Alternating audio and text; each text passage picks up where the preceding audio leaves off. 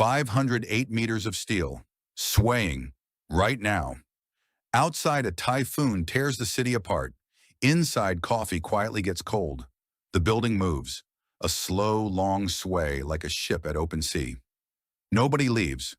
We always think of steel and concrete as rigid by definition. A skyscraper cannot bend. That is the entire point of building one. Engineers learned this the hard way. No flex means no hold. The structure simply snaps instead, like a frozen branch caught on November 7, 1940. Tacoma Narrows Bridge. Wind at 68 kilometers per hour. The bridge starts rippling, then collapses within 4 hours. Gone. That bridge was 853 meters long. Taipei 101 is 508 meters tall. Same physics applies. Wind does not care. Wind peels off tall structures in alternating spirals, like a flag snapping sideways. Those spirals push the building rhythmically and endlessly. If that rhythm matches the building's natural frequency, the two forces amplify each other powerfully. Engineers call this resonance. For a skyscraper, how do you build a 500-meter tower inside a typhoon corridor and keep it standing? The answer is not in the walls.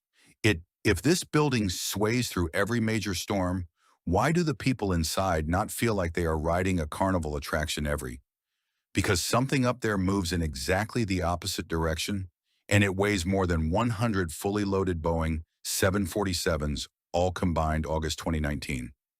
Typhoon Lakima makes landfall as Category 5. Wind gusts reach 216 kilometers per hour. Every sensor on every floor, the spire displaces 30 centimeters from vertical. Floor 91 shows acceleration 6 times above normal. The storm runs 14 continuous hours. 0 structural visitors on floor 89 filmed it on their phones. The massive golden sphere moved in slow, deliberate arcs through the air. Building's heartbeat, without the damper upper floor acceleration, would have been 40% higher, crossing the threshold from uncomfortable into genuinely dangerous territory for every 2015. Typhoon Soudelor, most intense Pacific storm of that entire year. The damper instruments record something that makes the whole engineering team 100 centimeters of deflection. The ball swung a full meter off center. Physical travel limit is 150 centimeters. 2/3 of the Taipei 101 was not the first attempt at this. Citigroup Center, New York 77, Hancock Tower, Boston. Each building was its own separate Hancock Tower, 1970s. 65 floor-to-ceiling glass panels cracked and fell into the street below. Wind-induced oscillation, streets evacuated for months. Plywood covered, the engineers responded with different tools.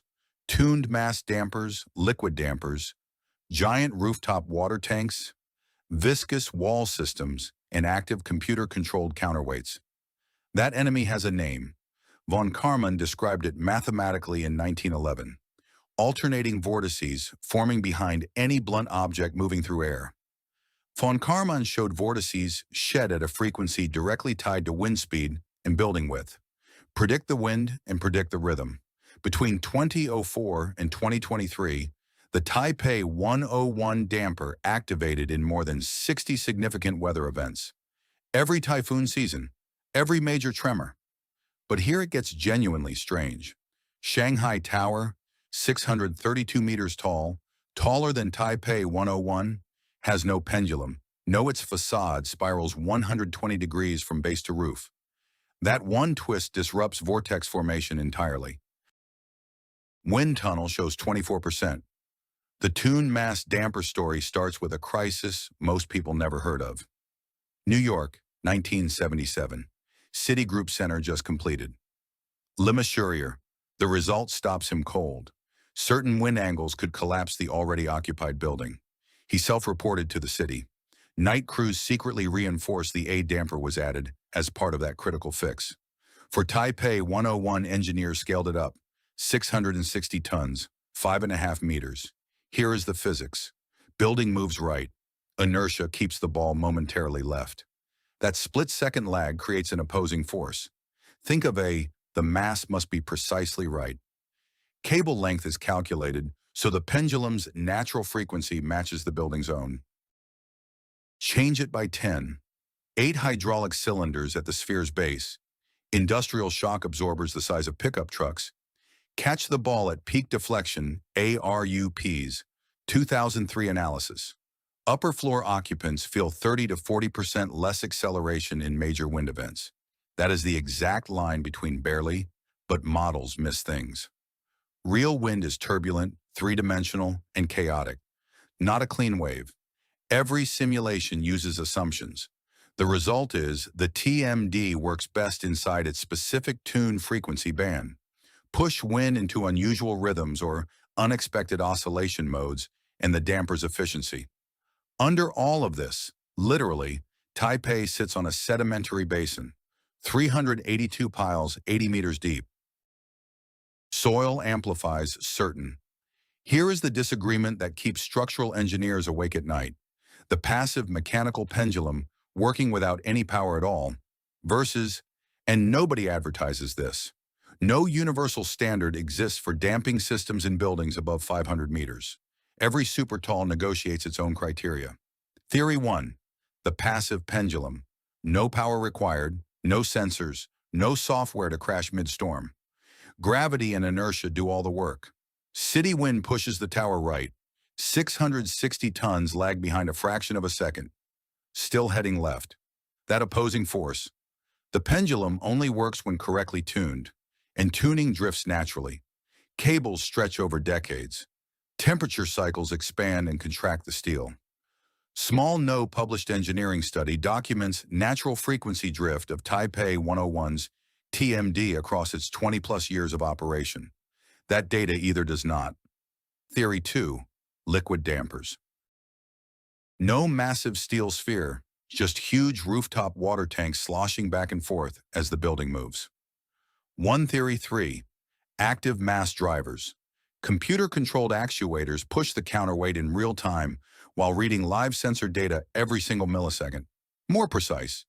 But active systems have a failure mode that passive ones do not. Sensors break, software crashes, power cuts out.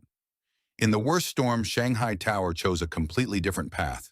Its facade spirals 120 degrees from base to roof. That twist breaks up the Guangzhou International Finance Center went further. Actual aerodynamic openings through the building body. Wind passes through rather than piling on one face. If shape works this well, why add a 660-ton pendulum?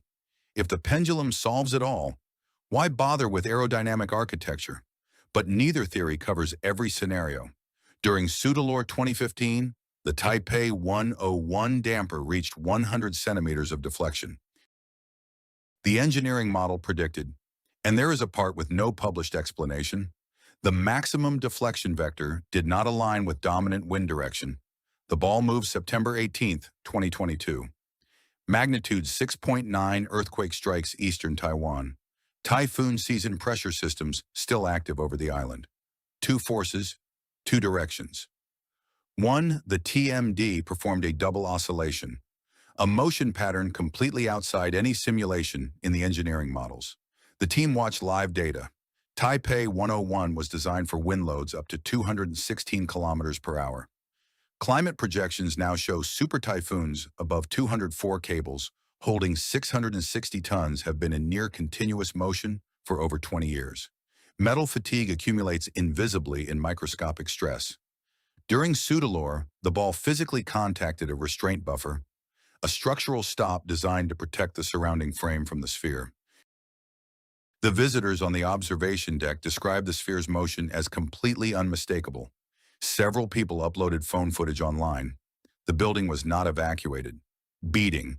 When two close but non-identical frequencies interact, they briefly amplify instead of cancel. Under specific wind conditions at Taipei 101, this was real measured oscillation periods under high wind consistently differ from the design frequency by around 5%. At resonance conditions, 5% is, across all documented wind events, the direction of maximum damper deflection does not consistently align with peak wind direction. The system responds to Taipei sits inside a dense urban skyline. Neighboring towers redirect and amplify wind in patterns that shift with every storm's angle of approach. What if we are measuring the wrong thing entirely? We track the top and log the damper travel. But soil foundation cables in every skyscraper above 400 meters tall is essentially a live experiment for storms we have never measured. Merdeka, 118. Jeddah Tower at engineering consensus. The Taipei 101 TMD performs as designed. Deviations stay within acceptable tolerance bands. The building is safe. 60-plus activations with zero, but the architectural trend tells a different story. Shanghai Tower, Burj Khalifa, Guangzhou INFC, new supertalls use aerodynamic form, not suspended mass. The next generation, AI-controlled active dampers that learn from each storm event, adjust tuning in real time, and anticipate resonance before it builds. Some structural engineers argue quietly that the Taipei 101 sphere functions as much as a tourist draw as a genuine safety system. Building others push back hard. Without the TMD, Taipei 101 would not meet ISO 10137 occupant comfort standards. Above the acceleration threshold, people cannot. The frontier problem, no agreed international engineering standard exists for damping systems in buildings above 500 meters. Engineers write the rules as, so we return to the beginning. Why doesn't Taipei 101 fall? We know more than 12 minutes ago. But the answer is still, it survives because it is permitted to move. Engineers stopped fighting the wind and chose to negotiate with it. 660 tons, and yet taller buildings are rising right now.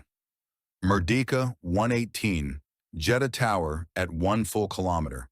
Each reaches storm intensities that no instrument wide shot. The golden sphere in the technical floor. Cables disappear upward into the ceiling. City lights through narrow windows far below. Nothing right now above a city you will never visit a damper is in motion. Not from any alarm, not any decision. The wind engineers did not eliminate the uncertainty. They designed a building that simply lives with it. 660 tons swinging quietly, and the different explanations exist for what keeps this building standing. But none are truly complete. Which one seems closest to the truth? We